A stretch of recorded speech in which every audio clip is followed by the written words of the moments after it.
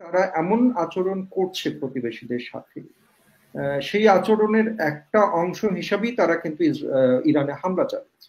এবং হুম। ইরান সেই হামলার হচ্ছে এক ধরনের প্রত্যুত্তর হিসাবে যে মিসাইল হামলা এখন ইসরায়েলে চালিয়েছে, সেই হুম। মিসাইল হামলার ফলে কিন্তু ইসরায়েল, বিশেষ করে তেল আবিবের জনজীবন এখন বিপর্যস্ত।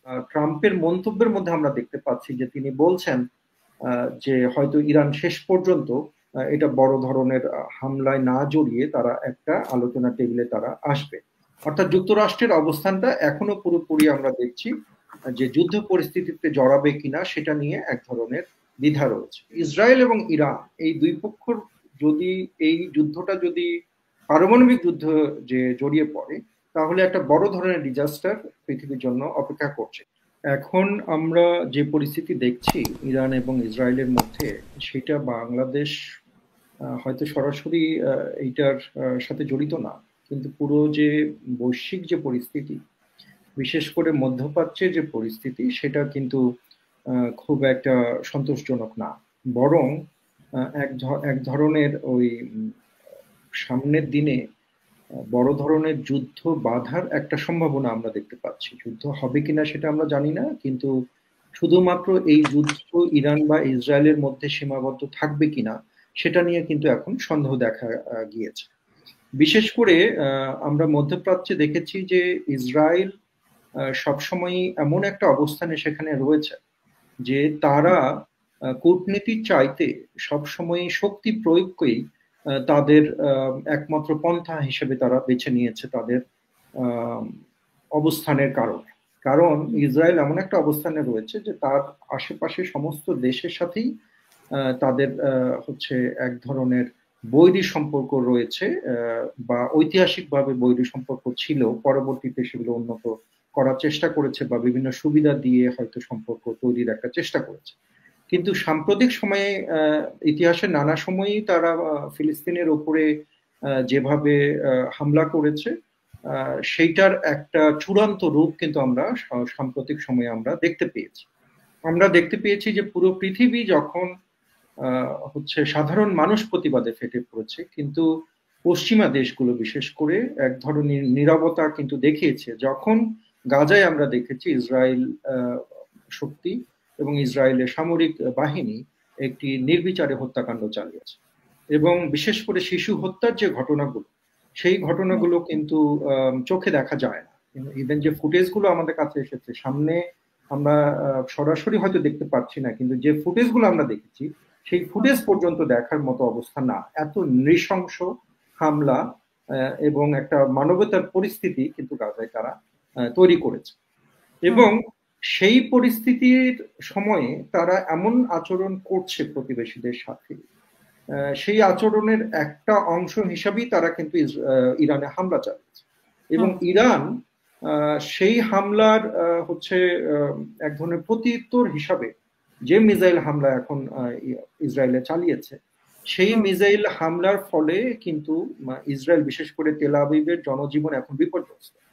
এবং তাদের বিভিন্ন গুরুত্বপূর্ণ স্থাপনায় মিসাইল হামলা চালানো হয়েছে, এবং তাদের অনেকেই ঘর ছেড়ে উদ্বাস্তুর মতো বাইরে এসেছেন, যেটা দেখে অনেকে মন্তব্য করেছেন যে আসলে তারা গাজায় যে পরিস্থিতি তৈরি করেছে, অন্তত কিছুটা হলেও সেই একই ওষুধের কিছুটা হয়তো স্বাদ তারা পাচ্ছে। হুম। এমন একটা পরিস্থিতি আমরা দেখছি এখন মধ্যপ্রাচ্যে যে যখন একদিকে ইসরায়েল এবং তেল আবিবের সমস্ত গুরুত্বপূর্ণ স্থাপনায় ইরান হামলা চালাচ্ছে, আবার আর দিকে হচ্ছে ইরানের যে পরমাণু স্থাপনা বলে আমরা যেগুলো জানি বা ইসরায়েল মনে করছে, সে জায়গায় কিন্তু ইসরায়েল হামলা চালিয়েছে। এবং সেইটা রিটালিয়েশন হিসাবে আবার আমরা দেখেছি ইরান ইসরায়েলের বিভিন্ন হাসপাতালেও হামলা চালিয়েছে। কিন্তু এখানে আমার আরেকটা জিনিস বলে রাখা উচিত যে ইসরায়েলের কিন্তু একটা বড় ধরনের হচ্ছে কি বলবো যে এক ধরনের ইতিহাস রয়েছে, তারা গাজার বিভিন্ন হসপিটালে বেশিরভাগ সময় তারা হামলা চালায়।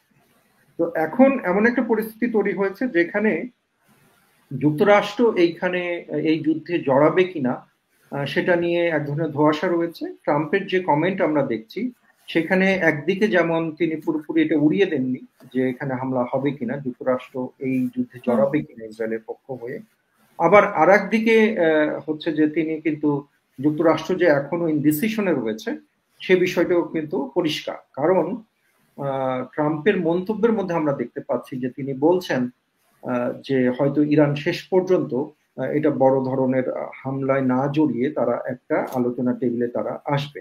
অর্থাৎ যুক্তরাষ্ট্রের অবস্থানটা এখনো পুরোপুরি আমরা দেখছি যে যুদ্ধ পরিস্থিতিতে জড়াবে কিনা সেটা নিয়ে এক ধরনের দ্বিধা রয়েছে। কিন্তু একটা জিনিস আমাদের মনে রাখা উচিত, যদি যুক্তরাষ্ট্র এই যুদ্ধে জড়িয়ে পড়ে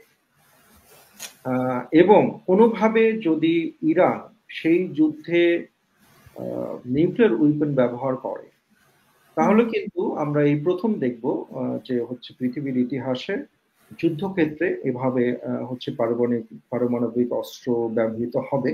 এবং নিউক্লিয়ার পাওয়ারের প্রধান শক্তিটাই হচ্ছে নিউক্লিয়ার ডিটারেন্ট।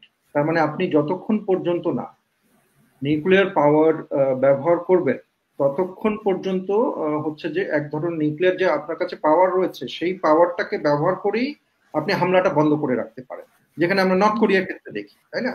নর্থ কোরিয়া তো খুব একটা বড় অর্থনীতির দেশ না, কিন্তু তার কাছে নিউক্লিয়ার ওয়েপেন রয়েছে বলেই তার কাছে কিন্তু তার প্রতি হামলা আমরা দেখি না। একইভাবে হচ্ছে ইসরায়েল এবং ইরান এই দুই পক্ষর যদি এই যুদ্ধটা যদি পারমাণবিক যুদ্ধ যে জড়িয়ে পড়ে, তাহলে একটা বড় ধরনের ডিজাস্টার পৃথিবীর জন্য অপেক্ষা করছে। কিন্তু আন্তর্জাতিক সম্পর্কের একটা তত্ত্ব রয়েছে যে বড় দুইটি নিউক্লিয়ার উইপেন সমৃদ্ধ দেশের মধ্যে সাধারণত যুদ্ধ হয় না, বড় ধরনের যুদ্ধ হয় না, কারণ তারা দুজনেই নিউক্লিয়ার যুদ্ধের ভয়াবহতাটুকু বুঝতে পারে। কিন্তু ছোটখাটো যুদ্ধ হতে পারে, যেমন আমরা ভারত পাকিস্তানের মধ্যে দেখেছি, সে বিভিন্ন সময় সীমান্ত নিয়ে বা বিভিন্ন ঘটনায় ছোট ছোট যুদ্ধ হতে পারে।